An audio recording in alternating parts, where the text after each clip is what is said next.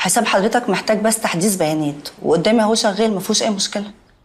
امال انا ما قبضتش معاش لغايه دلوقتي ليه؟ هو باين قدامي ان ما نزلش ايه مبالغ الشهر ده زي كل شهر. ازاي بقى؟ ما هو بينزل عليه كل شهر، وبعدين المعاشات نزلت الاسبوع اللي فات.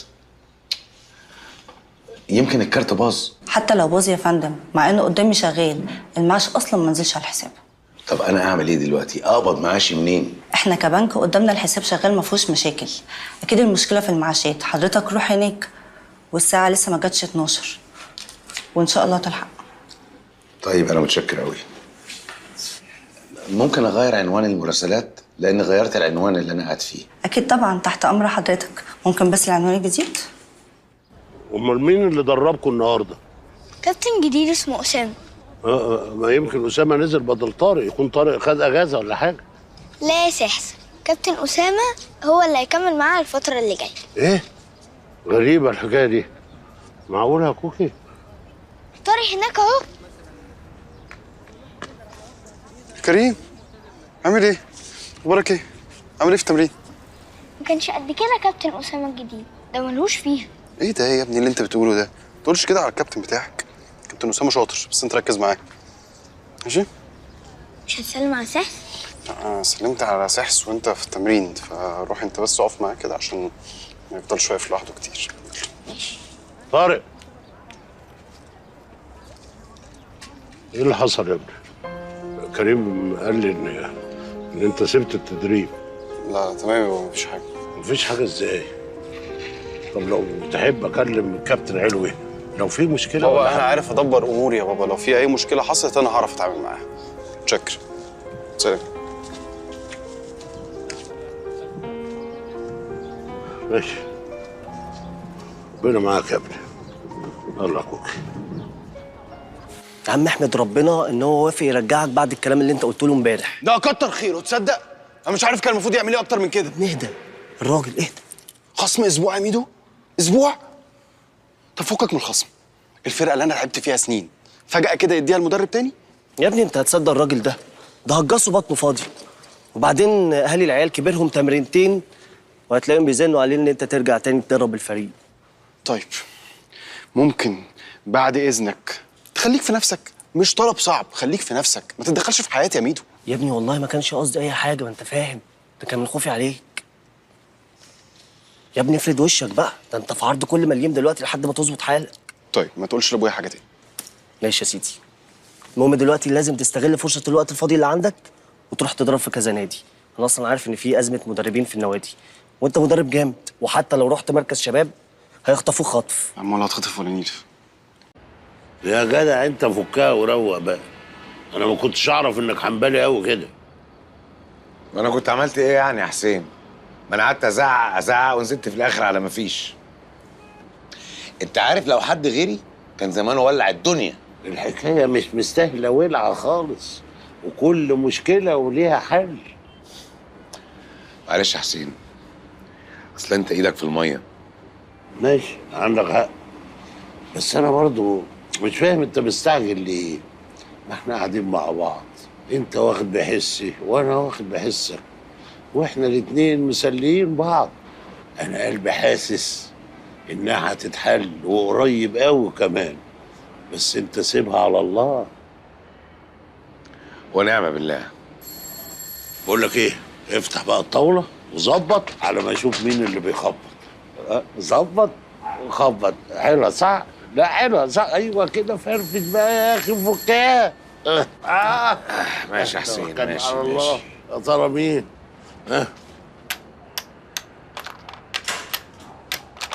اهلا سرية هانم. اهلا ازيك؟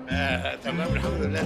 تعالي. انا جيت في وقت مش مناسب خالص الظاهر. انت تيجي في اي وقت، اتفضلي استريحي، اقعدي معانا في الهوا، في نسمة هوا حلوه يعني. هي نسمة الهوا كانت حلوة.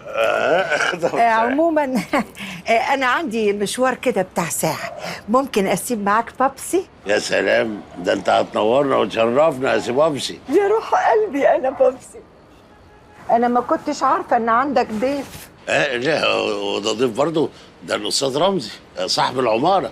يا استاذ رمزي، ما ترحب بالست سرايا هانم. اهلا. اهلا. فنان؟ ايه ده؟ في ايه؟ شكلكم كده زي ما تكونوا مش طايقين بعض ومتضايقين من بعض قوي. هو في ايه بجد؟ لا هيكون في ايه يعني؟ انا اصلا ما اعرفوش عشان يبقى في بيني وبينه حاجه اصلا يعني. هو كان بيتكلم معايا بطريقه بلدي قوي، ما عجبنيش خالص يا حسين. انا اساسا ما اتكلمتش مع حضرتك في حاجه، انت اللي طلعتي لي وقعدتي تقولي لي كلام غريب جدا يعني. طيب على العموم انا مضطره امشي بقى دلوقتي عشان معادي. ها ماشي هاتي. هقعدها لك هنا. بص حبيبتي، تسمعي الكلام وتبقي حلوه وجميله. اقعدها لك على الكرسي ده. يا سلام، ده بتقعد وتنام. اقعدي حبيبتي، يعني يا اول ماما. مره. بصي الناحيه دي بس، ها ما تبصيش الناحيه دي. سلام، باي باي. اتفضلي يا هانم، اتفضلي. ايه الحكايه؟ مفيش يا سيدي، هي طلعت لي من يومين فوق السطوح وقالت لي ايه اللي مقعدك هنا؟ دي ملكيه عامه ولازم تاخد راي السكان وتستأذن وشويه كلام فارغ كده يعني. ما تفوت بقى يا رمز يا اخويا. دي سرايا هانم دي فنانه ورقيقه وغلبانه وعسل، بس هي يعني عندها ظروف كده صعبه شويتين. يعني هم كلهم ظروفهم صعبه وانا اللي ظروفي بامبي؟ وبعدين انت بتقول فنانه يعني معاها فلوس تقدر تشتري بدل الشقه 2 و3. انت عارف يا حسين، لولا ان هي ايجار قديم انا كنت طردتها هي كمان. هو انت عايز تطرد اي حد كده والسلام؟ يا عم اهدى على نفسك شويه، اياكش تكون من الناس اللي هم فاكرين ان الفنانين كلهم ياما هنا وياما هناك. لا يا حبيبي، ده في منهم كتير قوي عايشين بالكاد. اصل معنى عصبيتك دي ان وراك حاجه مش مظبوطه. دي حاجه ظريفه قوي. يعني انت عايزني استأذن منك علشان اشوف ابني او اخده معايا يعني ولا مش ايه؟ مساله استئذان ولا حاجه يا سيدي، بس الاصول اصول. نكلم والدته ونشوف هتقول ايه. اصول ايه يا ابو اصول؟ بقول لك ايه، وسع كده عشان ما يقلش منك. تقل مني؟ اما انك قليل الادب صحيح يا احمد ابن المرحوم الحاج عاطف. بقول لك ايه، انت راجل كبير ومحترم ومش عايز اغلط فيك، فوسع بقى. اوسع ده ايه وتغلط في مين؟ بقول لك ايه، انت مش هتاخد الولد وتمشي. لا مش هيفرق معايا كلامك ده على فكره. انا هاخد ابني وامشي. لا مش هتاخده. في ايه يا جماعه؟ وده ايه ده كمان بقى؟ ده الا ده حسين اللي معادني عنده. خلاص يا رمزي. احمد ابن الحاج عاطف. ايوه ما انا عارفه يا سيدي. ايه يا كريم في ايه يا حبيبي؟ الله، ايه يا احمد في ايه؟ في ان الاستاذ منعني ان انا اخد ابني. تاخده في ايه؟ وانت مالك انت؟ اما دي حاجه غريبه والله. ايه ده يا استاذ؟ انت عيب كده، اتكلم بطريقه محترمه. كملت. وانت مين انت كمان؟ انا كمان مش مهم، انا هاخد ابني وامشي واشوف مين هيمنعني. انا اللي همنعك، وريني هتاخده ازاي. لا عنك انت بقى يا هانم، ثانيه واحده. بقول لك ايه، احترم نفسك كده. انت رغم قله ادبك انا مش هحاسبك دلوقتي. احنا هنكلم امه ولو وافقت انك تاخده هتاخده. اصريت على موقفك يبقى حسابك معايا انا بقى. بس يا رمزي، بقى. بص يا احمد يا ابني، كريم جه معايا وامه سايباه معايا امانه. انا هكلمها واقول لها، واللي تقول عليه هو اللي يمشي. فيها مشكله دي بعد اذنك يعني. طب استنى بس، اصبر دقيقتين. انا هكلم الدكتوره واقول لها. ردي يا ليلى، يا ليلى ردي. ما بتردش. طب جرب تاني يا حسين. ما اكيد مشغوله في المستشفى. خلصتوا المباحثات الدوليه بتاعتكم؟ يلا يا كريم. يا سيدي استنى بس، مالك حامي كده؟ بالهداوه يا احمد يا ابني. بص يا دكتوره، اول ما هتشوف المزد هتطلبني على طول، ده هي معوداني على كده. انا هاخد ابني وامشي، ما ينفعش الولد يسمع الكلام ده. هو في ايه يا بابي؟ مفيش حاجه يا حبيبي، انت لو بتخاف على الولد ما كنتش عملت كده قدامه. ما تخافش يا حبيبي، بابي بس متعصب شويه. طب بقول لك يا احمد يا ابني، ممكن اعزمك على فنجان قهوه على ما الدكتوره ليلى تتكلم بس؟ الله ما طولت. خلاص استنى بس، ايه ده بس؟ رد. الو. ايوه يا ليلى يا بنتي. ايوه ده انا طلبتك كتير. في ايه يا سحس خير؟ كريم حصل له حاجه؟ لا كريم زي الفل، ما تقلقيش خالص. بس بابا موجود هنا الاستاذ احمد وعايز ياخد. بلغها بقى ان انا هاخد الولد، انا مش فاضي اللعب العيال ده. يلا يا كريم. طب استنى بس. ايه ده؟ مالك سخن كده؟ استنى. الدكتور عايز اكلمك. هات. ايوه يا هانم، عاجبك كده؟ انا اقف قدام الولد وهم ملمومين حواليا كاني خاطفه؟ ما انت ما قلتش انك هتاخده. يعني ايه ما قلتلكيش؟ عادي يعني، كنت معدي من جنب النادي وقلت اخد الولد يقضي معايا بقيه اليوم. فيها ايه دي؟ ما ينفعش تتخانق كده والولد معاك. يا سلام، خايفه ان الولد ياخد باله ان احنا بينا مشاكل؟ لا يا هانم، خد باله خلاص، ما هم ملمومين حواليا الاساتذه وعاملين عليا كومبين. خلاص يا ليلى، هنتكلم في الموضوع ده بعدين. يلا انا عايز امشي. خدي اهو، خدي معاكي، يلا اتفضل. ايوه يا بنتي. ماشي يا سحس، ماشي سيبهوله، وانا لما اخلص هعدي اجيبه. انا اسفه لو عملت لكم مشاكل. ماشي اللي تشوفيه. ماشي. حاضر يا دكتور. طيب اوكي. حاضر. باي دلوقتي. خلاص الهانم امرت. الدكتوره بتقول لك انها هتعدي عليك بعد ما تخلص المستشفى. والله مالكش فيه، الكلام ده ما بيني وما بينها. يلا يا كريم يلا. قرف. قليل الادب بشكل. لا غتت. ابوه الحاج عاطف الله يرحمه كان اجدت منه بكتير. دي وراثه بقى. مساء الخير، ممكن اقعد معاك شويه؟ ما انت قعدتي. ايه ده، انا بحب الاغنيه دي قوي. انت بتحب محمد فوزي؟ ومين ما بيحبش فوزي؟ معك حق. انا كنت جاي النهارده عشان اشكرك على اللي انت عملته مع كريم في النادي. العفو، انا ما عملتش غير الواجب، بس ده ملوش علاقه بموضوع الشقه. مش قادر تكمل دقيقتين على بعض من غير ما تزعلني منك؟ انا والله العظيم ما بقيت فاهمه، يعني انت بجد يعني راجل كويس كده ولا ايه؟ ما تكملي. لا مش قصدي والله، بس يعني ساعات بحس انك طيب قوي ولذيذ كده وفجاه هوب تتزربن عليا وتقعد تزعق لي. بس عارف، شكلك بيبقى حلو قوي وانت عصبي. بيفكرني بابويا الله يرحمه. الله يرحمه. بقول لك يا دكتوره، ما تقولي انت عايزه ايه من الاخر كده؟ والله العظيم ما عايزه حاجه، انا بجد جاي عشان اشكرك. وعلى فكره لو لسه عايز ترفع عليا قضيه طرد انت حر. انا بس اتبسطت قوي لما كريم النهارده قال لي على اللي انت عملته معاه الصبح في النادي. ميرسي بجد. العفو، انا ما عملتش غير الواجب.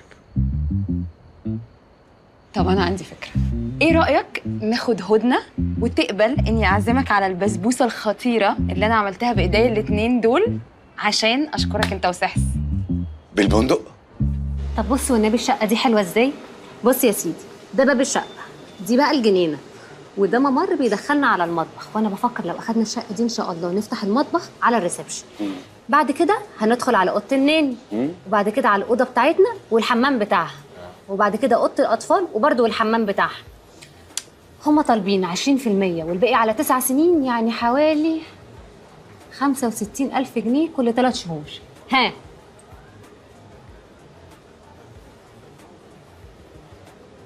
ايه يا حبيبي، مش عاجباك ولا ايه؟ ايه ده، انت بتاخدي رايي؟ ايوه. انا فاكر اهم حاجه رايك، يعني المفروض لو انت تمام انا تمام خلاص. انت بتتريق. لا انا هتريق ليه وانا ينفع اتريق؟ لا طبعا. قلت لي بقى فين اوضه الناني في الهبل ده؟ يعني انت ما سالتش على اوضتنا وبتسال على اوضه الناني يا طارق؟ ريم انت بتهزري، الناني ليها اوضه وانا ما عنديش اوضه؟ حبيبتي انا عايز حاجه على قدي. اقل حاجه في اللي انت بتقوليهم دول استلام بعد 4 سنين. ايوه يا حبيبي، ما عشان كده رخيصه وبالتقسيط. رخيصه؟ يخرب بيتك، انت كل الرصه اللي انت رصيتيها دي رخيصه؟ ده لو سيد درويش الله يرحمه سمعك كنت بتغنيها هيزعل قوي. لا استاذ رمزي صوته حلو وبيغنيها حلو، بالذات الحته اللي هي بتاعت وان كان شيرين. وان كان حتى انت كريم، حتى انت، انا ماليش دعوه، انتوا اللي قلتوا لي غني، انا مالي. غلطنا بنعترف بغلطتنا وبنحاول نصلحها. بس بقى يا سحس، طب والله غنيتها حلو جدا، هي اصلا اغنيه صعبه. جدا. جدا طبعا. صعبه، من صعبه.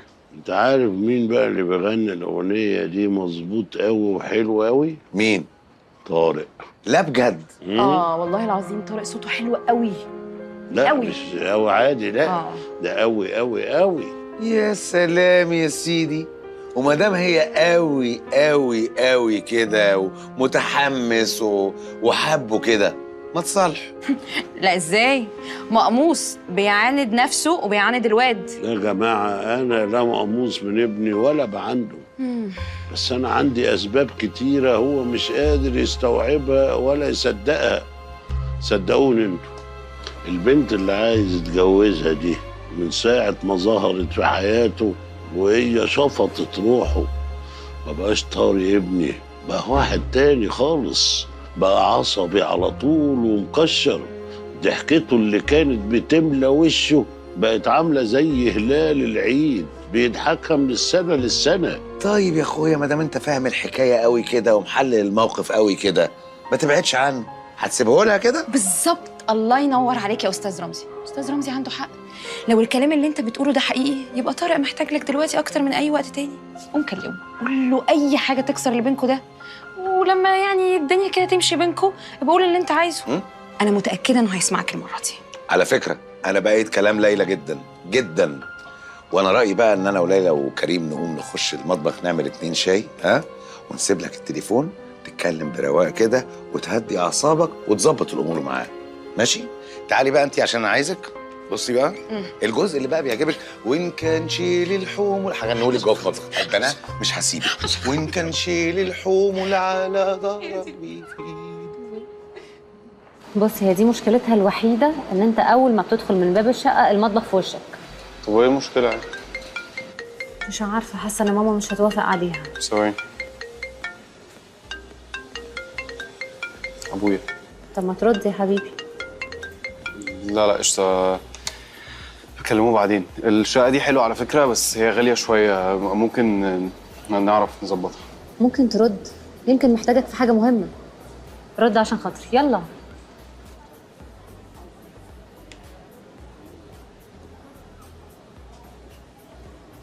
الو. أيوة يا طارق، عامل إيه؟ انا كويس يا بابا الحمد لله. خير، في حاجه؟ وهو لازم يبقى في حاجة عشان أكلمك؟ لا مش لازم يا بابا، بس مش هعايدك.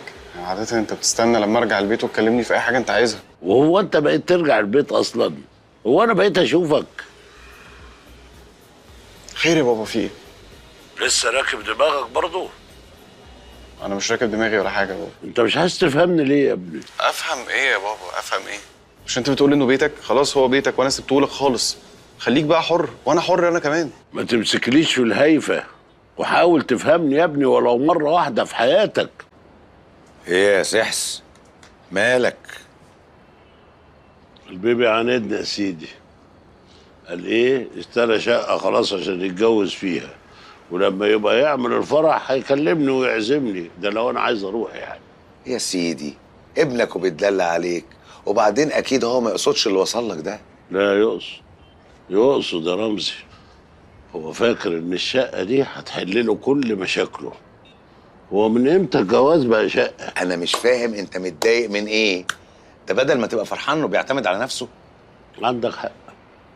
وانا اتعب نفسي ليه؟ ما انا تعبت وشقيت عليه العمر كله. عشان ايه؟ عشان يجي في الاخر يعمل اللي هو عايزه، وانا بقيت مجرد اب ظهورات كده، يحضر فرحه وخلاص. عارف؟ لو عزمني مش هروح. كان غيرك اشطر يا سحس. مش هتقدر، مهما عمل هتسيب كل اللي في ايديك وهتروح له جري حتى لو ما طلبش. بص، انت بتقول الكلام ده علشان انت زعلان بس، وزعلك ده اكبر دليل ان انت روحك فيه. غبي، واد غبي يشيل بقى، بس على الله ما يجيش في الاخر ويقول الحقني يا ابويا. بالعكس يا حسين، انت لازم تحسسه ان انت واقف جنبه وفاتح له بابك ويجي لك في اي وقت. ادعي له ان ربنا يهديه ويحميه.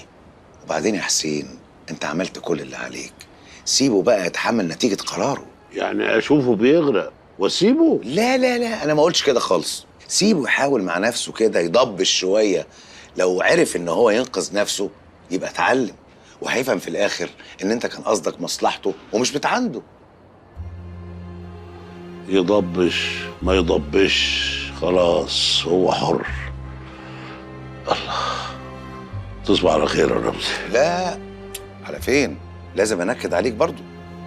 10 طاولة كده، هتنام بدري؟ لا معلش، ماليش مزاج للطاوله، سيبني على راحتي عن اذنك.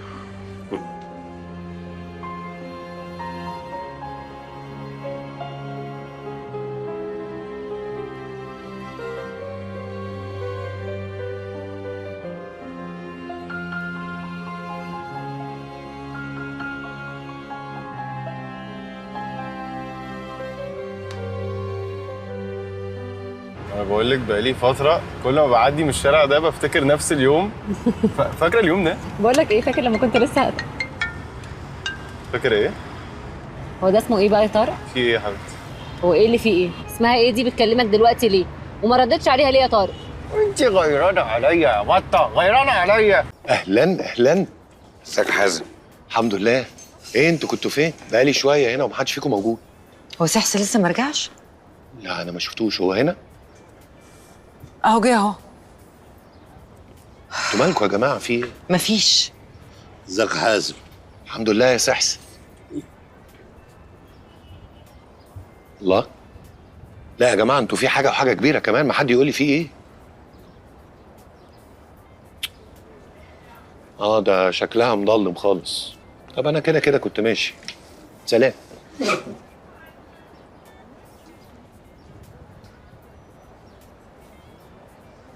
يا حسين اسمع مني، خف على الولد شويه بدل ما انتوا الاتنين تعبانين.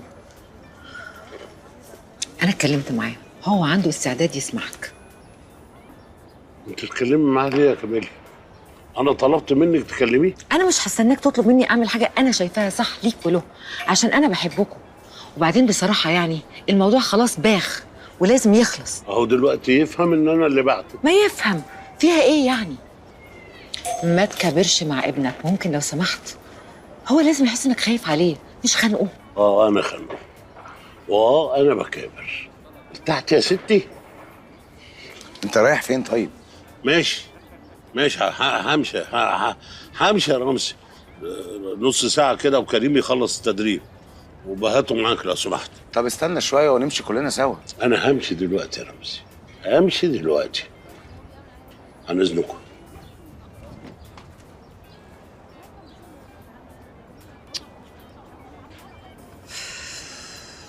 شكلي كده غلطت. لا ولا غلطتي ولا حاجه.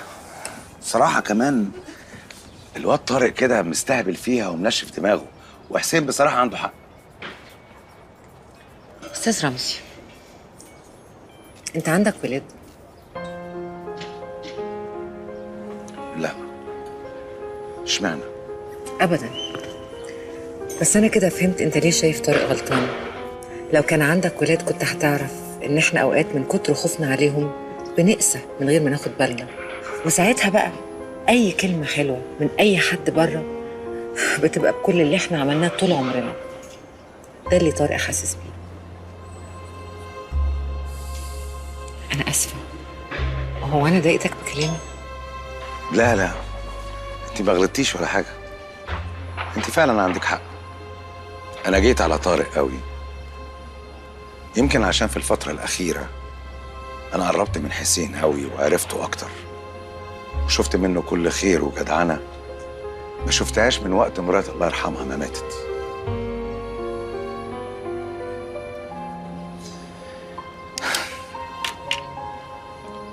قضيت شهور طويله مش بتكلم مع حد، كنت بهرب من كل الناس.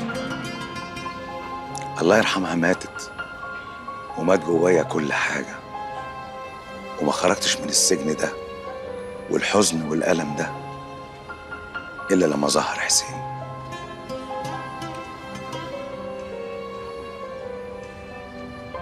ده أنا عرفتك في يومين، وعرفت الدكتورة ليلى وكريم وكل الجيران. كمال يا هانم، حسين ما يستاهلش كل ده من طارق. عن اذنكم. استنى بس يا حسين، والله ما كانش قصدي حاجه، انا كنت بس عايز افهمها انت عامل كده ليه. خلاص يا رمزي خلاص، انا بس اروح اتمشى شويه وبعدين برجع لكم تاني. طب اجي معاك؟ لا خليك انت مع كوكو. يا راجل عايز افك رجليا شويه، ما فيهاش حاجه. عن اذنكم.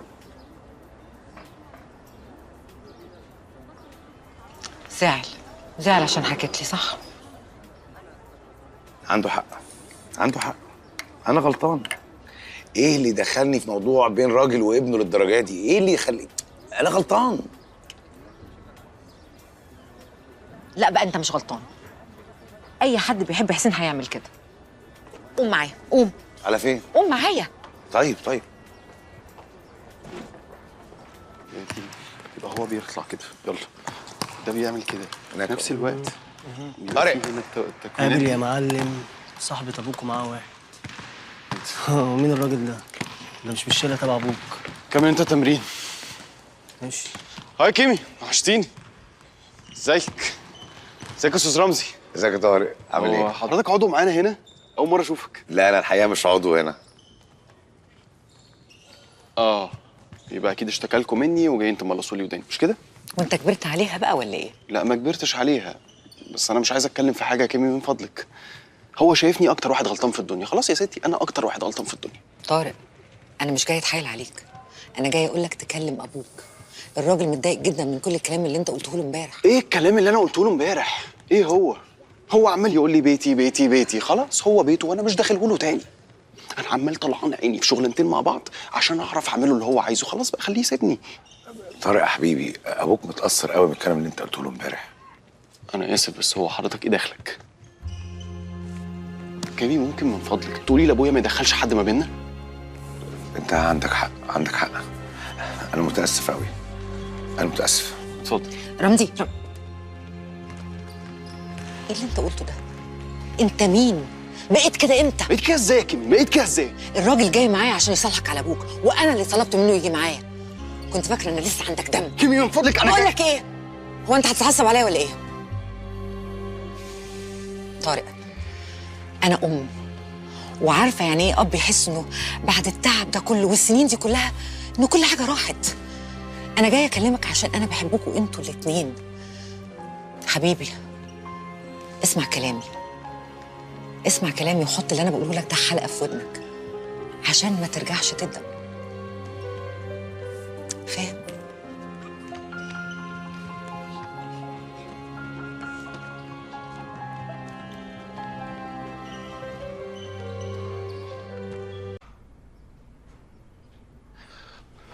صحيح. رمزي، انا هشوف كريم اتاخر ليه على بال ما انت تطلع العربيه من الجراج. ها؟ عربيه ايه؟ انا ما بعرفش اسوق. نعم؟ ما بعرفش اسوق. لا بتعصبني. بعصبك فيه؟ ما بعرفش اسوق كده انا قلت لك ما تعصبنيش. يا بيه ما بعرفش اسوق. انا في العصبيه بابا. طب عشان السكر بس. خلاص. طب بس انا نفسي افهم، انت بتعرف تعمل ايه؟ بعمل فول احسن من فولك. لا كده بتعرف. ما تعصبنيش بقى، ما تعصبنيش. ها اتفضل يلا شوف كريم. انت يا لاهو منك يا رمزي.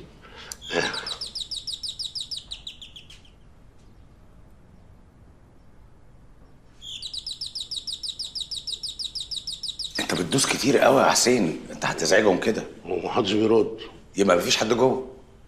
تخيل ممكن. طب ازاي؟ اصل ليلى معوداني انها لما بتغير النظام بتكلمني وتفهمني ايه اللي حصل. لا مش عارف بقى، انت اللي تعرف. يلا بينا. يلا. طب اضرب جرس تاني؟ لا خلاص بقى كفايه كده. مالك بس في ايه؟ مالي؟ قالب بوزك من الصبح وما نطقتش بكلمه واحده. مفيش حاجه يا كمال. يبقى على تقل دمه انطق، قول مالك.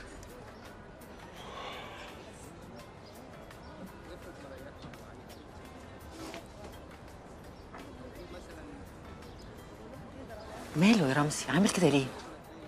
مفيش، اصله شد مع طارق ابنه امبارح شويه. ايه اللي انت بتقوليه ده يا ليلى؟ ايه ده؟ الله، من امتى انا بتعب مع كريم؟ معلش يا انكل، سيبني على راحتي، انا مرتاحه كده. انا مش مرتاح. هو احمد اللي قال لك تعملي كده؟ ده لا، احمد ملوش اي علاقه بالموضوع ده. امال ليه الغلاسه دي بقى؟ ما انت عارفه ان انا ببقى مبسوط قوي لما بجيب كريم واروحه. ايه اللي جد؟ الله، وبعدين انت بتضحكي على نفسك ولا بتضحكي عليا ولا انت ايه؟ انت اديكي جبتيه، هتسيبي شغلك عشان ترجعي تاخديه وتروحيه وبعد كده ترجعي شغلك تاني. ايه لزوم الكلام ده كله بقى؟ انا عامله حسابي لما اخلص هاجي اخده. لا مش هتيجي تاخديه، لان انا اللي هاخده واروحه، وبعد ما تخلصي شغلك تعدي عليا بالليل عشان اعرف ايه اللي مغيرك كده، وليه كده بقيتي يقفوش يا لولا. بس يا انكل انا يعني ما بسش وخلص الكلام خلاص. الله، انت تروحي شغلك وانا اللي هروحه. يلا يلا يا دكتوره، توكلي على الله. يلا وبعدين تعالي هنا. ايه انكل دي؟ دمها تقيل قوي وطالعه من بقك بايخه. ماشي يا سحس، قولي ماشي يا سحس. ماشي يا سحس. اهو كده. يلا باي باي. باي باي يا روحي. ربنا يوفقك ويكرمك يا ام كريم. ميرسي يا سحس.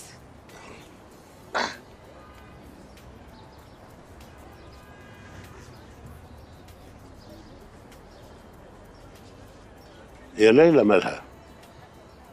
فيها حاجة غريبة، مش هي ليلى اللي أنا أعرفها. رمزي أكونش غلست عليها أوي امبارح، يمكن ده اللي مزعلها. لا ولا غلس ولا حاجه، كل الحكايه ان الست كانت خايفه عليك ووصتني عليك جامد قوي، قالت لي خلي بالك منه، خلي بالك لا ضغطه يعلى ولا حاجه. فقعدت طول الليل اخش عليك اطمن واخرج اطمن واخرج لغايه ما دخلت واطمنت، لان لقيت شخيرك جاي باخر الدنيا.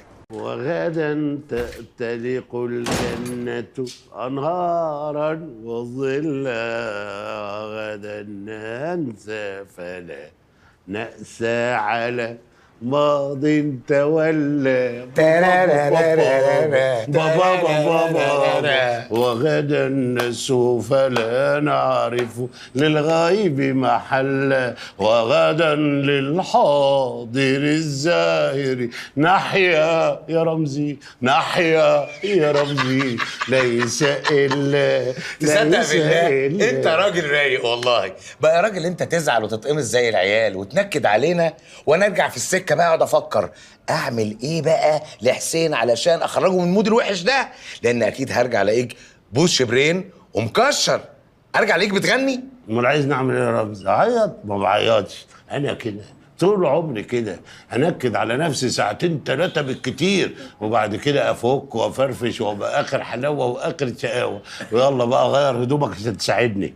اساعدك في ايه؟ في المسقعه. اصل انا النهارده عازم حازم وربيع على العشاء، وبعد العشاء بقى اطرقع لكم في الطاوله زي كل ليله. مسقعه بالليل يا مفتري؟ وانت تفهم في الاكل انت، دي المسقعه دي خفيفه ولطيفه. الواد كريم فين؟ اوعى تكون نسيته في النادي. لا ما نسيتوش، جبته هيغير هدومه ويقعد معانا. يجي ده واد عسل. انتوا جيتوا ازاي؟ ايه في ايه؟ ايه؟ هو سؤال عادي يعني، جيتوا ازاي بقول؟ كوكو وصلتنا. مين؟ كوكو وصلتنا. كوكو وصلتكم؟ لا والله كوكو وصلتنا. مش كانت امبارح كمان هانم؟ النهارده بقت كوكو وصلتكم. طب انا اعمل لك ايه؟ ما انت اللي سبتنا لوحدنا واتقمصت زي العيال. بالمناسبه انت لازم تكلمها وتعتذر لها عن الطريقه الجلياطه اللي كلمتها بيها، فاهم؟ اعتذر لمين؟ كوكو. ايوه الكوكو. حاضر عشان خاطرك يا رومانسي، هعتذر لكوكو وصلتكم. الله حنين. يلا ماشي يا عم. وديك بيدا كوكو البدريه. رمزي ايه؟ كوكو واوا كوكو واوا كوكو. شوف مين؟ ايه ده مين اللي بيضرب الفرح؟ ايوه ايه ده في ايه؟ اكيد فرحات. طب الحقوني في ايه؟ يا استاذ حسين، الحقوني. في ايه يا سرايا هانم؟ شوف الكلبه عامله ازاي، ساعه دلوقتي قطع النفس، تبص لي بوشها كده وتروح وقع. يا حبيبتي مش عارفه لو جرى لها حاجه هعمل. اديتها الدواء وحطيت لها القطره في عينيها، مفيش فايده. لا معلش عملت لها فريكسيون في شعرها، مفيش فايده. شيلها يا رمزي. ايه؟ شيلها. حاضر. شيلها. انت بتشيل ايه؟ انا اسف شيل بومبوس. حاضر. راح اغير هدومي. شيل بومبوس. راح اغير هدومي. تغير وده وقته بتموت تقول لي بغير. يلا.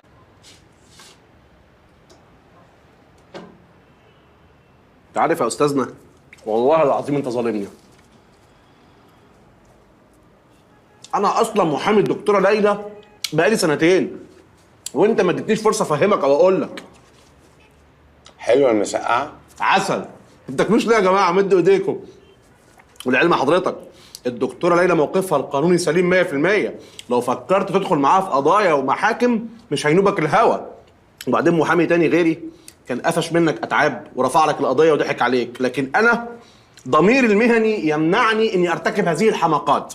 طب معلش بقى، ضميرك ده فين وانت عمال تنهش في المسقعه لوحدك وانا ورمزي بنتفرج عليك عشان قاعدين مستنيين اخوك حازم لما يجي ونتعشى كلنا سوا؟ الله، هو انتوا ما بتاكلوش عشان كده يا سحس؟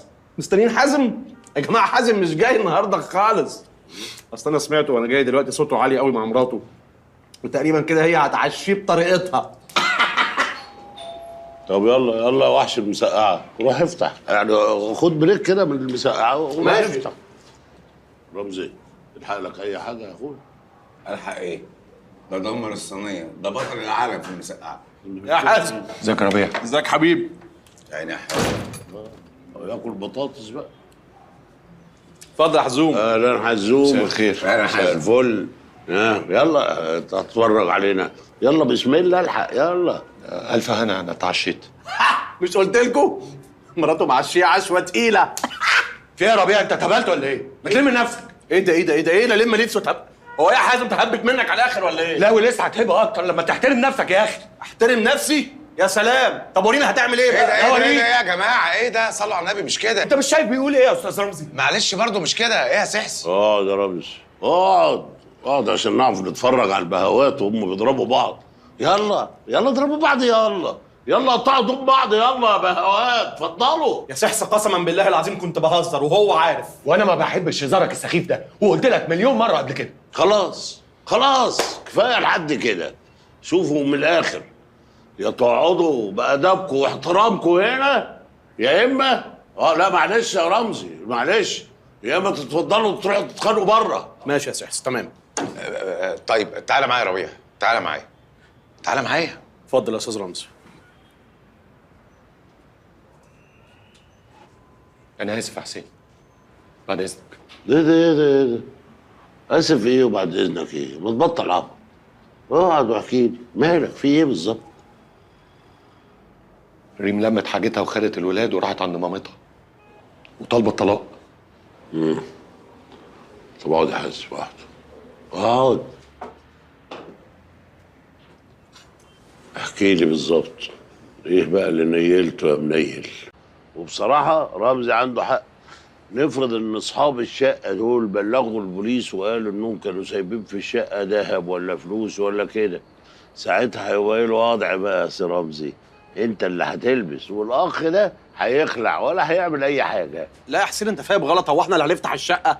ده البوليس هو اللي هيفتحها، احنا بس عاوزين اثبات الحاله ان الشقه دي مقفوله ومهجوره. برضه غلط، لكن في النهايه القرار قرارك يا رمزي وانت حر. طب انا هعمل ايه بس يا حسين؟ ما هو مش معقول هفضل عايش عندك طول عمري. وهو انا اشتكيت يا جدع؟ ما انا مبسوط انك قاعد معايا. مش لازم تشتكي يا حسين، على العموم انا ما بطلبش اكتر من حقي. عارف انه حقك، عارف والله، بس انا ليا راي تاني. نحاول نوصل للناس اللي هم اصحاب الشقه المقفوله دول ونتكلم معاهم ونسالهم انتوا محتاجين الشقه المقفوله دي ولا مش محتاجينها، ولغايه ما نوصل لهم اديك قاعد معايا يا اخي. كلام جميل. معاك فكره استاذ حسين ومعاك الفكره العبقريه بتاعتي. احسم بقى قرارك، القرار قرارك. لا كده هتعصبوني، وانا ما بتعصب لا ببقى صعب جدا.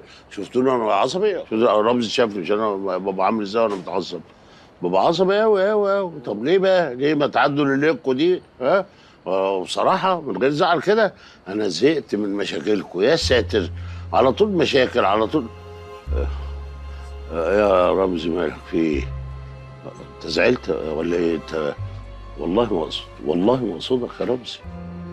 لا يا حسين ما زعلتش ولا حاجه، انت ما غلطتش، انت بتتكلم صح، وكتر خيرك اول حد كده.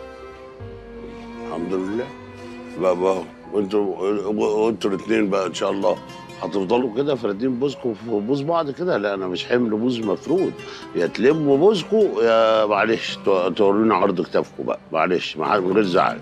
انا كنت بهزر وهو اللي اتقمص. هزارك سخيف زيك. بص بيقول زيك، مش يقول هزار سخيف ويسكت، لا زيك عشان عايز يغلط. امي والنبي انتوا عيال انتوا الاثنين، معقولة هتفضلوا ماسكين لبعض على الواحدة كده؟ لا، لو هتفضلوا ماسكين لبعض على الواحدة كده معلش توكلوا على الله بقى. ولا نروق ونقعد كده ونهدى ونلعب. نلعب ماشي. نلعب. وانت؟ هنلعب. ماشي. حقك عليا يا عم حازم، انا اسف. حصل خير يا عم ربيع. اهو كده. يلا هيا بينا نلعب.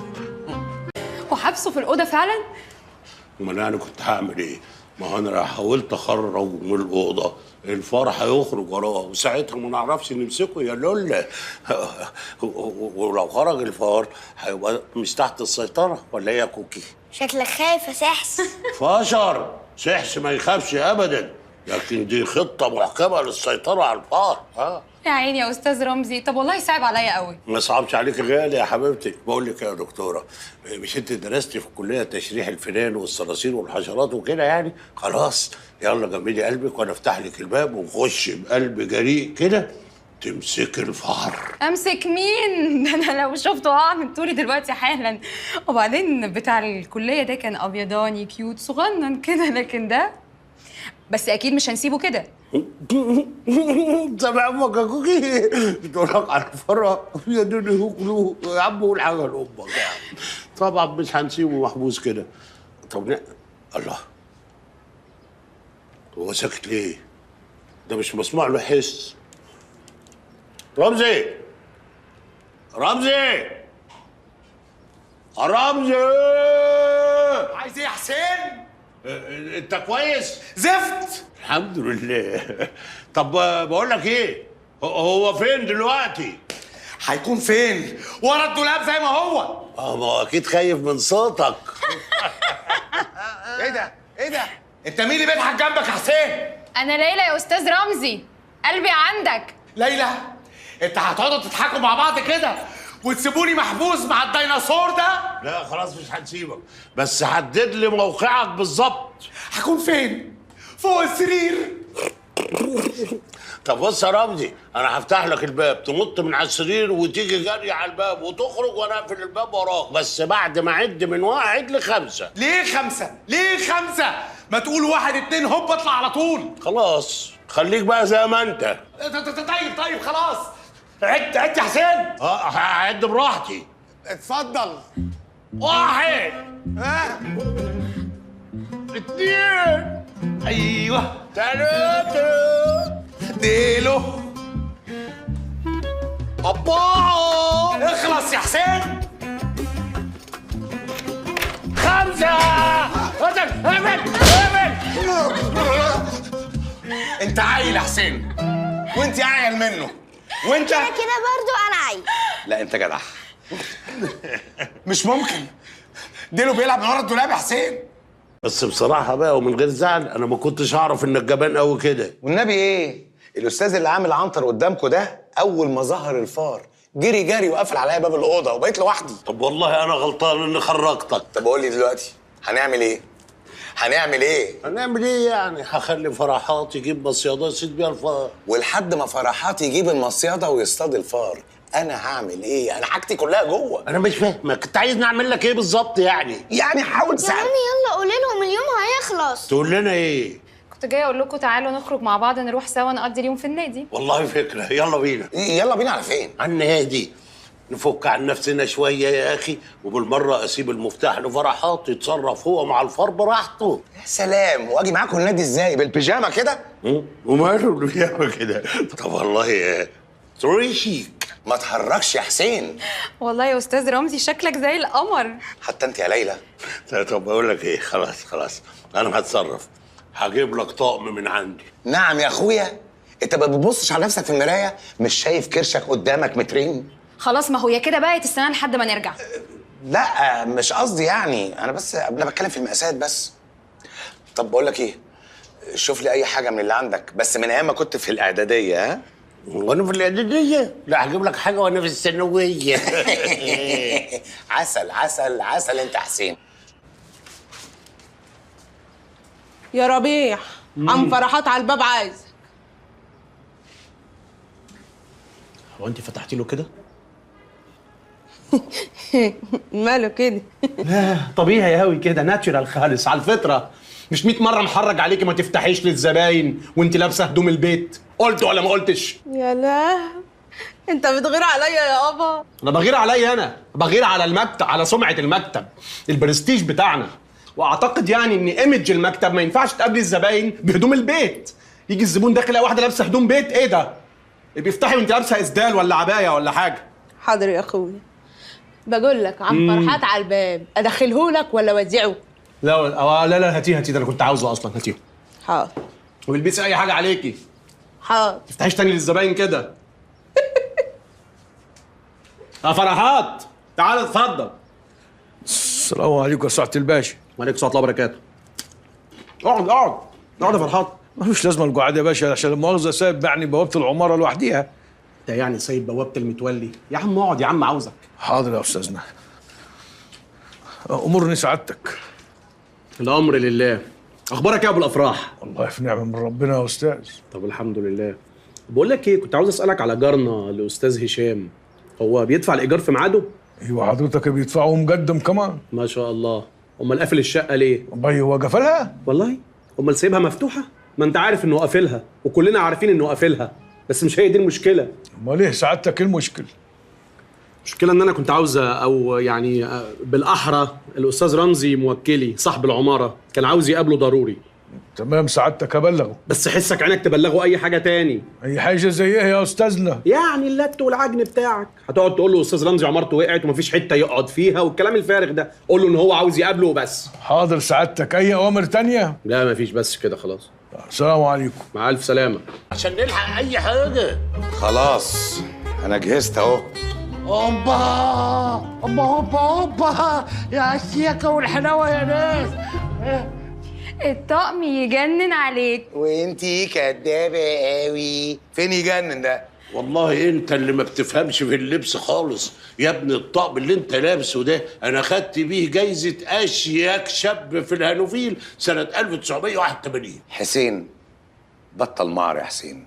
اجمل شاب ده ايه؟ ده بالكتير تروح بيه حفله تنكريه. يا راجل انت بطل لت وعجل ويلا، انت رايح تتجوز. يلا بقى خلينا ده بقى ان فرحان جه كويس عشان يخلصنا من الوحش اللي جوه على ما احنا نخلص الفسحه ونرجع. يلا يلا يلا.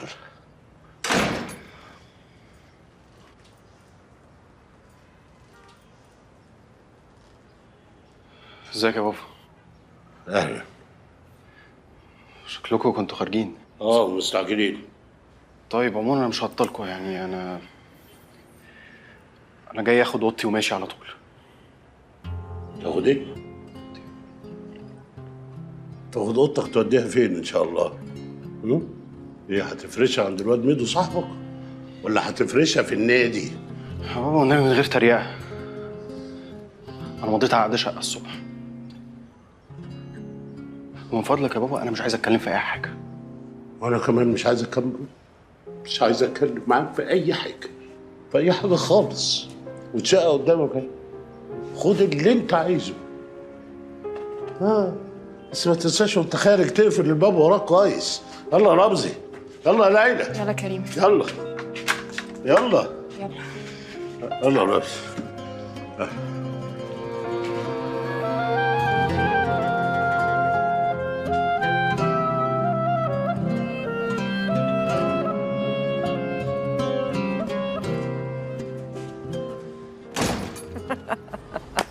بتضحكوا؟ لعلمكم بقى الطقم اللي مش عاجبكم ده انا خدت بيه جايزه اشيك شاب في الهانوفيل سنه 81. مش كده يا حسين؟ والله. طب انا بقى كنت موجوده في الحفله دي وعارفه مين اللي اخد الجايزه دي. حسين، مش انت اللي خدت الجايزه دي برضو؟ هو انت كنت حاضراها؟ بس انا كنت في اعداديه. ده اكيد ده اقل من كده بتاعي. هو واسع عليك شويه يا رمزي، بس والله شيك. شيك ايه بس يا عمر؟ ما تجاملوش استاذ رمزي، طقم وحش جدا ومالوش اي علاقه بالموضه. انت ايش فهمك انت في الموضه؟ انا صحيت من النوم لقيت نفسي عايز البس الطقم بتاع زمان ده لان انا كنت بحبه، فحبيت ارجع الموضه القديمه بتاعت زمان مش اكتر. اكيد. وايه كمان؟ ما تقول لهم الحقيقه، قول لهم انك ما كنتش طايق تلبس الطقم ده. ما تهرجيش يا ليلى. لا بقول لكم ايه، واضح انه في سر. لا، قولي مفيش سر. قولي قولي لا مفيش حاجه، مفيش حاجه. في سر فعلا. قولي. الاتنين اللي قاعدين قدامك دول كانوا هيموتوا من الرعب عشان شافوا فار في اوضه استاذ رمزي. لو كنتوا تشوفوه هو بينط من فوق السرير وطلع يجري من الاوضه كنت وقعت ورا. بس يا ليلى بس. فار يا عيني عليك يا رمزي. انا ما بخافش منهم، انا بقرف منهم بس. لا يا استاذ رمزي، يا استاذ عيني رمزي عليك. واضح ان انت خايف بس مكسوف تقول بصراحه يعني. مش خايف، ده مرعوب. تعال فرحات. ايه يا استاذ؟ تخش يا فرحات. جاي اهو. انا عايزك في ظرف 5 دقايق تمسك الفار وتغوره من هنا خالص. فر يا استاذ اطمنوا، ده احنا عندنا في البلد العيال هتلعب بيه حكشه. شكلك بق، خش ورينا شطارتك. طمن يا استاذ بقى. بوي بوي بوي بوي يا الشياكه دي كلها بوي. شفت انت؟ وناسي المفتاح في الباب وعامل لي فيها مفتح.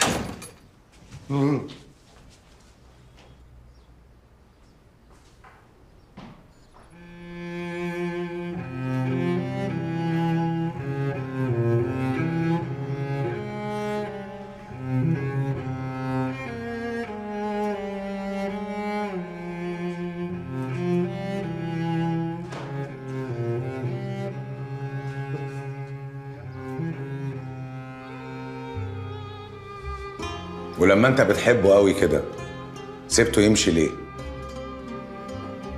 انت عايزني اعمل ايه يا رمزي؟ عايزني اعمل ايه؟ احايله وامسك فيه عشان يقعد معايا بالعافيه؟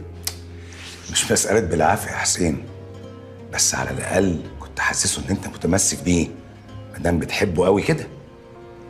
انا مش فاهم ازاي الواد ده شاكك باني بحبه وخاف عليه. ازاي مش فاهم انه اهم انسان في حياتي واني مش عايز حاجه غير انه يبقى ناجح ويستقل بحياته.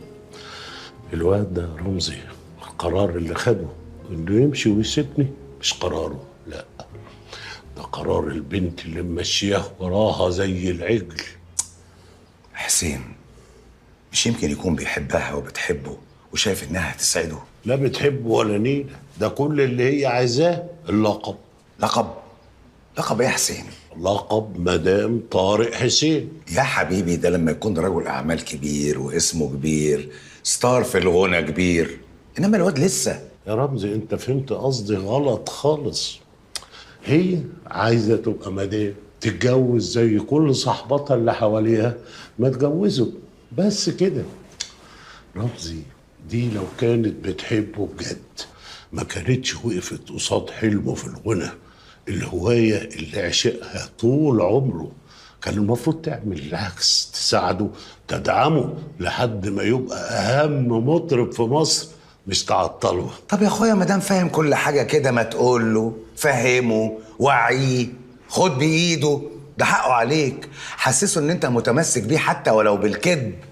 ارتاح بقى يا حبيبي بقى، اهو دلوقتي ما بقالوش غيرها، ما ترجعش تعيط بقى لما تحس ان هو متمسك بيها اكتر من الاول. ولو اني انا مختلف معاك في رايك في البنت دي لانها ممكن تكون بتحبه بجد. هنعمل ايه يا سحس؟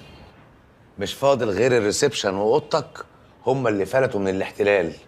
هنفضل قاعدين انا وانت بقى نمصمص في شفايفنا ونشرب في شاي ولا ايه النظام بالظبط؟ مش هنشرب ومش هنمصمص ولا زمن المصمصه والشرب، خلاص حان وقت الحسم. انا وضعت خطه محكمه وانا الفارين في الشقه النهارده. تم استدعاء الاخ ربيع والاخ حازم عشان يساعدونا في هذه المهمه الشاقه. ربيع وحازم هيعملوا ايه؟ اذا كان فرحات نفسه اللي عايش مع الفيران ما عرفش يعمل حاجه، يبقى دول هيعرفوا يعملوا؟ اهو بصر اهو، يلا روح افتح لهم بسرعه. لا قوم افتح انت، انا خايف لا قوم افتح انت، انا مش قادر. سلام عليك يا حسين. يلا معلش بقول لك مش قادر، انا وراك في ظهرك في ظهرك في ظهرك.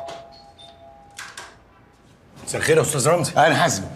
ايه يا رمزي بيه جايبيننا على ملا وشنا ليه؟ اهلا اهلا بجيران الهنا الابطال الشجعان. اخ رمزي. ايوه. هات الاسلحه بسرعه. حالا حالا. اسلحه؟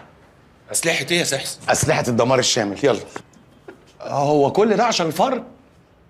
واحد في الاوضه دي وواحد في الاوضه دي. يا جماعه انتوا بتضحكوني والله، كل الهيصه والرعب ده علشان جوز فيران. انا قلت لقيته كائنات فضائيه ولا تنين. انا بعوني الله هدب ايدي كده اطلع جوز الفيران دول واقدمهم لكم مربوطين في بعض في يونكا. حلو قوي. يبقى حسين وحازم يخشوا الاوضه دي، وانا والمستشار ربيع هنخش الاوضه دي. يا سلام، ليه؟ لماذا؟ واي ما انا والمستشار ربيع نخش الاوضه دي وانت وحازم تخشوا الاوضه دي عشان حاجتك كلها في الاوضه دي. بس الفار ما يعرفش ان حاجتي في الاوضه دي. هيعرف ان شاء الله. ها قلتوا ايه؟ خلاص انا هحسبها. مستشار ربيع في الاوضه دي، تمام. حازم في الاوضه دي. طب وانتوا؟ في الحته دي. لا بص انا هقول لكم حاجه، انا هدخل معاك يا سحس في الاوضه دي. اتفضل. انت يعني ما كويس؟ تقلقش يا سحس، اتفضل بس قدام. اتفضل انت ليدز فيرست. اتفضل. ماشي يا سحس، حاضر. تخافش يا سحس. يلا بينا يا رمزي بيه. يلا. انا بس عاوز اسال سؤال، هو انا لازم البس زي حضرتك كده ولا ممكن ندخل عادي؟ اتفضل يا رمزي بيه. يا جماعه انا كان قلبي حاسس في افوره، ولا في فار ولا في صرصار ولا في اي كلام فارغ من ده. والله؟ طب اطلع بقى ربيع، اطلع. اكيد فرحات اتهيأله، واكيد الفار نط من البلكونه ولا حاجه. زي ما دخل زي ما بيخرج يا استاذ رمزي. طبعا. دي فرحات ده ودماغه فيه. اصل ده كائن حي باين، هيتهيأ له ازاي يعني؟ صحيح، ده اكيد هو كان حي فعلا. عموما انت طلعت بطل ربيع وقد كلامك. حبيبي يا استاذ رمزي. انا كنت بحسبه تحت السن. في ايه؟ مفيش هزار في الحاجات دي. ربيع بص يا ربيع. اوعى. ايه يا رمزي؟ يا عم سيبني. اقفل زي العيال. يا ابني خنقتني. اوعى افتح الباب يا استاذ حسين. يا اوعى يخرب عقلك. الله يخرب بيتك، فرهطتني. ما دام انت جبان كده دخلت ليه من الاساس؟ انا اتخذت على اخوانا، انا كنت فاكره فار صغير ماوس، ده طلع رات جرز. كداب. ده الفار صغير جدا يا حسين. قول لي مسكته التاني عملتوا فيه ايه؟ ايه الاخبار عندك يا حازم؟ ما تقلقش يا سحس. بلاش. شايف الرجاله ما جيبها الا رجاله. برافو حازم، برافو عليك. يا سياده المستشار، اخش اجيب لك التاني عشان تربطهم في يونكا؟ بصراحه يا استاذ رمزي انا مش قادر افهمك، احنا ليه ما عملناش اللي اتفقنا عليه؟ دلوقتي الراجل ده واكل حقك وقافل الشقه ورميها وبيتحايل على القانون، احنا نبقى طيبين معاه بمناسبه ايه؟ ايه الطيبه اللي احنا فيها دي؟ مش مساله طيبه يا ربيع، مش مساله طيبه. انا راجل مسالم، ما بحبش المشاكل. كل اللي انا طالبه اثبات حقي. فيها ايه لو رحنا القسم عملنا محضر وقلنا للراجل ده قافل الشقه وبيتحايل على القانون؟ مفيش حاجه اسمها كده يا استاذ رمزي، الراجل ملتزم معاك بدفع الايجار وبيدفعه قبل ميعاده كمان، هنشتكي نقول ايه؟ انا هستنى عليه لما يظهر واتكلم معاه بالود الاول. لنفرض ان هو حب الود ده وتفاهم معاك وهيخلع من الشقه، انت جاهز تديله فلوس؟ واديله فلوس ليه؟ الله، دي شقه عملاقه وفي حي شيك ومحترم وايجارها ملاليم، هيسيبها لك ليه يعني يا استاذ رمزي؟ اكيد هياخد فلوس. لانها حقي وهو مش محتاجها دلوقتي. هو برضه مش مجبر ان هو يسيبها لك، الراجل قاعد في شقته او قافلها حتى وبيدفع الايجار. وبعدين بيني وبينك بقى لو دخلت في سكه المفاوضات معاه مش هتخلص، رغي وهري وصداع انت في غنى عنه ومصاريف كمان. وبيني وبينك انا عارف الراجل ده كويس، هشام ده راجل غتت ودمه تقيل على قلبي ومش هيرضى يتفاوض من اصله. هو انا هتجوزه يا ربيع؟ بقول لك ايه، معلش نستحمل غتاته دي شويه ونتكلم معاه بالحسنى الاول ونشوف هيقول ايه. ماشي، بس انا مش موافق على التصرف ده، خليك فاكر ان الخطوه دي مش عجباني، وهو دمه تقيل على قلبي ومش هيرضى يتفاهم، افتكر ده كويس. معلش خلينا نجرب الاول. يا ربيع انزل من على دماغ رمزي بقى وما تحرضوش على الغلط. هو فين بس الغلط ده يا سحس؟ ده انا خايف على حقه بجيبه له بالقانون. على العموم انا اسف، انتوا حرين تتصرفوا بمعرفتكم. انا ما عنديش مشكله في مبدا ان احنا ناخد بريك شويه، بس مش دلوقتي. انا محتاجك جنبي والبعد مش حل. انا اعصابي تعبت يا حازم، بجد اعصابي تعبت ومحتاجه وقت ابقى كويسه. ايه اللي حصل لكل ده يا ريم؟ ما احنا ياما اتخانقنا وياما زعقتلك، ايه اللي جد؟ ده اللي جد. ياما اتخانقنا وياما زعقتلي، بس ما كانش فيه لهجه شك ما بيننا. مش شك، انا متوتر الفتره دي، مش عارف بقول ايه ولا بعمل ايه. انا كل اللي اقصده انه ياما شوفنا مع بعض انا وانتي، ولسه ياما هنشوف. كلامك دلوقتي غير كلمة ايه اللي جد. كلمة كلها شك وإهانة. مش شك ولا إهانة، ده ضعف. أنا حاسس إني ضعيف، واللي حصل ده هزني جامد جدا، وعارف إن أنت مالكيش أي ذنب. القرار كان قرار أنا، ما خدتش رأيك فيه وما حسبتش ممكن يوصلني لإيه، بس خلاص صعب دلوقتي إن أنا أرجع فيه تاني. يعني قال لك ان هو فوق ونازل دلوقتي؟ ها؟ ايوه سعادتك، هو جه دفع لي جار وقلت له وطلع الصاغ ده حاجه من الشقه ونازل. تمام. بقول لك ايه، لما ينزل انا مش عايزك تتكلم، ها؟ مش عايز اسمع صوتك، ما تقعدش ترغي كتير، مش عايز اسمع نفس. حاضر يا استاذ، والله العظيم انت ظالمني. مساء الخير. اهلا وسهلا. رمزي الوكيل صاحب العماره. اهلا وسهلا. هشام عطوه. فرحات قال انك عايزني. خير ان شاء الله. هو حضرتك ما تعرفنيش، بس والدي الله يرحمه كان مأجر لوالدك الله يرحمه الشقه من زمان. الله يرحمهم الله يرحمهم. واضح ان حضرتك مستعجل، وراك مواعيد. الحقيقه مستعجل جدا يا استاذ فوزي. خير حضرتك؟ رمزي انا اسمي رمزي. رمزي اؤمر يا فندم. مش موضوعنا.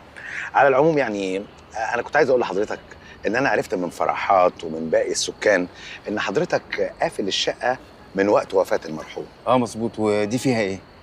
لا فيها ان انا محتاج الشقه، والشقه مقفوله وقفلتها كده حرام.